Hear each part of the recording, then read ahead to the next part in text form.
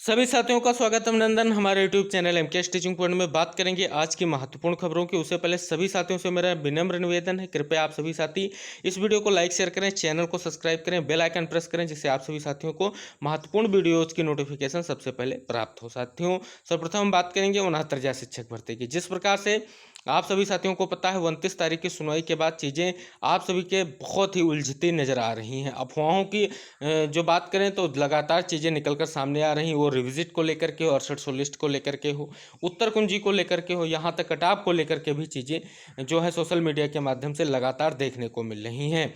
और काय से ही लगाए जा रहे हैं। जो विभागीय मीटिंग चल रही है उसमें स्पष्ट रूप से जो है रिविजिट की बात की जा रही है। जो सूत्रों से खबर आ रही है उसमें स्पष्ट रूप से सरकार और जो विभागीय मीटिंग्स हुई हैं उनमें जो भी चीज़ें देखी गई उनमें स्पष्ट रूप से इस भर्ती में आगे की स्थिति परिस्थिति पर क्या हो सकता है इस पर विचार किया गया है।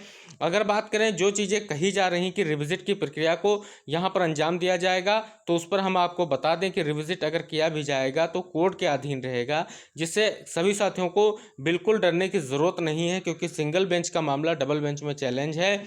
और डबल बेंच ने ये चीज़ स्पष्ट कर दी है कि अगर मामले में कोई भी फैसला सरकार या प्रक्रिया आगे बढ़ाती है तो वो डबल बेंच को अवगत कराएगी। अगर डबल बेंच को लगेगा कि इस प्रक्रिया से अभ्यर्थियों का अहित हो रहा है या जो यहाँ पर डबल बेंच में पहुंचे हुए अभ्यर्थी हैं उनके हितों का जो है यहाँ पर कोई भी तरीके से ध्यान नहीं रखा जा रहा है, तो उस आदेश पर रोक भी लग सकती है। साथ ही साथ यहाँ पर स्पष्ट किया जा रहा है कि उस रिविजिट के माध्यम से जो है 6800 के कुछ साथियों को नियुक्ति मिल सकती है। जो कटाव को लेकर के चीज़ें स्पष्ट होंगी उसी के अनुरूप बताया जा रहा है। लेकिन हम बता दें संयुक्त प्रयास करने की बिल्कुल ज़रूरत है। अगर आप संयुक्त प्रयास करेंगे तो सरकार को 6800 लिस्ट अगर करना है तो पूरी की पूरी लिस्ट पर विचार करना पड़ेगा, क्योंकि सरकार किसी भी प्रत्यक्ष या अप्रत्यक्ष रूप से कुछ अभ्यर्थियों को नियुक्ति प्रदान नहीं कर सकती है, जिस पर आप सभी साथियों को आश्वस्त रहने की ज़रूरत है। इधर सबसे बड़ी बात जो सामने निकल कर आ रही है वो उत्तर कुंजी से जुड़ी हुई है। वर्तमान स्थिति परिस्थिति में सबसे बड़ा मामला जो है उत्तर कुंजी वाले अभ्यर्थियों के लिए फंसा हुआ है, क्योंकि उनका इंतजार लंबा होता जा रहा है। कहीं ना कहीं वहीं पर चीज़ें स्पष्ट होनी है कि जल्द से जल्द बेसिक भाग अपनी तरफ से जल्द रिजल्ट जारी करने के बाद कटाव का निर्धारण करे। और कटाव निर्धारण में जो सबसे बड़ी बात आरक्षण केस की फंसी हुई है, क्योंकि जो भी कटाव यहाँ पर उत्तर कुंजी में निर्धारित किया जाएगा कहीं ना कहीं प्रत्यक्ष या अप्रत्यक्ष रूप से इस आरक्षण केस में भी उसका प्रभाव देखने को मिलेगा। तो कहीं ना कहीं इसी असमंजस की स्थिति में अभी तक परिषद कोई निर्णय नहीं ले सका है कि उत्तर कुंजी प्रकरण में किस प्रकार आगे की प्रक्रिया को बढ़ाया जाए। और कहीं ना कहीं आप अवमानना वादों में भी देख चुके हैं, स्पष्ट रूप से सरकार की तरफ से अवगत कराया गया है कि हम उत्तर कुंजी में तभी निर्णय ले सकते हैं जब यहाँ पर इस आरक्षण केस के मुद्दे का कोई हल सामने निकल कर आ जाए। तो कहीं ना कहीं कहें तो प्रत्यक्ष या अप्रत्यक्ष रूप से 17 जुलाई से पहले ये भी बातें चल रही हैं कि 17 जुलाई से पहले नियुक्ति प्रदान की जाएगी। अगर 17 जुलाई से पहले की नियुक्ति प्रदान करने की बात करें तो इस पर अभी कोई सटीक जानकारी सामने निकल कर नहीं आ रही है, लेकिन जो अफवाहें हैं उनका अगर हम मद्देनजर रखें तो स्पष्ट यही होता है कि उत्तर कुंजी साथियों को नियुक्ति मिल सकती है। अदर किसी भी को नियुक्ति जो है सरकार किसी भी तरीके से कोर्ट के इतर जा करके नियुक्ति नहीं देगी। आप सभी साथी देख भी चुके हैं, क्योंकि कोर्ट के बाहर बहुत सारे प्रयास किए गए लेकिन किसी भी तरीके से सरकार ने उस पर अमल नहीं किया और कहीं ना कहीं उस पर आगे का विचार भी नहीं किया। तो साथियों, इसमें आप सभी साथियों को इधर उधर होने की ज़रूरत नहीं है। प्रयास जारी रखना है कि विभाग आप सभी साथियों के लिए प्रयास करता रहे। अगर 6800 में आप चयनित हैं तो ये प्रयास करिए, आपका गुणांक कितना भी बन रहा हो सरकार कंप्लीट पूरी 6800 लिस्ट को जो है सम्मानित करे, अगर सरकार जो है सही ढंग से न्याय देना चाहती है आरक्षित वर्ग को। तो इधर बात करें तो कटाव को लेकर के भी अफवाहों का दौर गर्म है। बताया जा रहा है कि अनरिजर्व की कटाव में बहुत बड़ा उलटफेर देखने को मिलेगा, लेकिन साथियों हम आपको अवगत करा दें ऐसा कुछ अभी होने नहीं जा रहा है। जो भी चीज़ें हैं वो अभी भी अस्पष्ट ही हैं, क्योंकि विभाग की तरफ से जो मीटिंग हुई है उनसे कोई महत्वपूर्ण निष्कर्ष सामने निकलकर नहीं आ पाया है। केवल विचार विमर्श किया जा रहा है इन मुद्दों को लेकर के कि हम उत्तर कुंजी पर किस तरीके से आगे फैसला ले सकते हैं, और अगर आरक्षण केस के इतर अगर कोई फैसला लेना है तो किस प्रकार हम कटाव डिसाइड करें जिसका जो है आगे चल करके आरक्षण केस पर प्रभाव पड़े।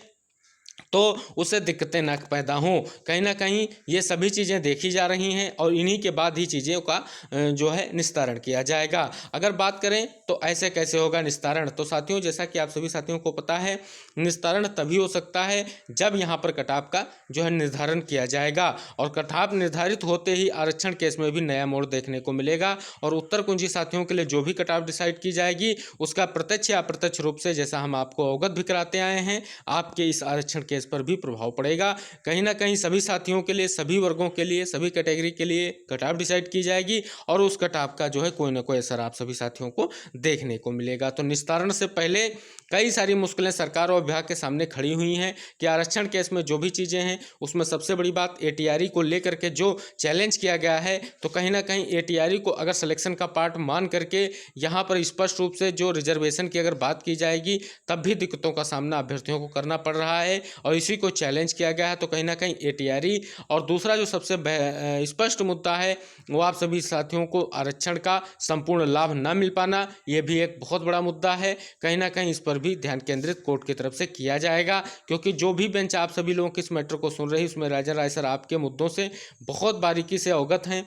तो कहीं ना कहीं इन चीज़ों को लेकर के जो कोर्ट की तरफ से आप सभी साथियों को पता है 29 तारीख की सुनवाई को जो आदेश सामने निकल कर आया, जो स्पष्ट रूप से एक रोक ही कही जाएगी कि कोई भी निर्णय जो है कोर्ट को बिना अवगत कराए उस पर जो है अमल सरकार या विभाग नहीं करेगा, और उससे पहले जो भी कुछ होगा उसका स्पष्ट किया जाएगा। और अगर रिविजिट की प्रक्रिया भी अगर की जाएगी तो उसका भी मामला यही रहेगा कि कोर्ट उस पर जो भी निस्तारण करेगा उसके अनुरूप उसको लागू किया जाएगा। तो किसी भी साथी को हताश होने की ज़रूरत नहीं है, सभी साथी प्रयास करते रहें और आशा करते हैं कि विभाग जो भी निर्णय लेगा सभी के हितों को ध्यान में रखकर लेगा, क्योंकि आगे चीज़ें सरकार को स्पष्ट करनी है, क्योंकि नई शिक्षक भर्ती की ओर सरकार अग्रसर होना चाहती है। और इसी के लिए जो पेंडिंग भर्तियां हैं, जैसा माननीय मंत्री जी पहले भी बोल चुके हैं कि हम पेंडिंग भर्तियों के निस्तारण के बाद ही अगली भर्तियों पर विचार कर सकते हैं, तो कहीं ना कहीं उन पर विचार किया जा रहा है और विचार करने के बाद जल्द ही इस मैटर में आप सभी को कोई तुरंत निर्णय नहीं दिखाएगा, लेकिन धीरे धीरे प्रोसेस बढ़ रहा है, विभाग भी इस पर विचार कर रहा है। कब तक निर्णय आएगा ये देखने वाली बात होगी। और जो साथी कह रहे हैं कि 17 जुलाई से पहले नियुक्ति मिलेगी, तो उत्तर कुंजी प्रकरण के साथियों को हो सकता है नियुक्ति के लिए सरकार विचार करे, अन्यत्र आरक्षण के से संबंधित किसी भी साथी को जो है कोर्ट के बिना निर्देश के नियुक्ति नहीं मिलेगी। आप चाहे वो बाहर के रास्ते की बात करें या किसी अन्य तरीके से बात करें, फिलहाल अब ऐसा कुछ सरकार और विभाग नहीं कर सकता, क्योंकि जो है कोर्ट की तरफ से जो आदेश सामने निकल कर आया है अगर उस पर हम अमल करें तो कोर्ट के बिना दिशा निर्देश की कोई भी प्रक्रिया आगे नहीं बढ़ाई जा सकती है।